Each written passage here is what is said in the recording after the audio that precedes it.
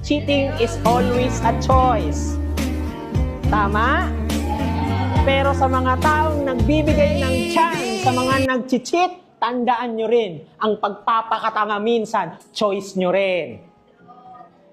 Bakit? Cheating is always a choice kasi hindi yan disgrasya. Ginawa nila yan, pinag-isipan nila to the point na nasaktan nila kayo. Pero kayo na nasaktan sa sobrang mahal ninyo kasi sabi niya, love is what?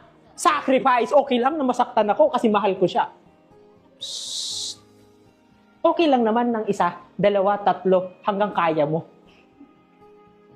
Psst. Pero hindi pwede na habang buhay magpapakatanga ka sa isang tao na nagsusorry pero hindi kayang magbago.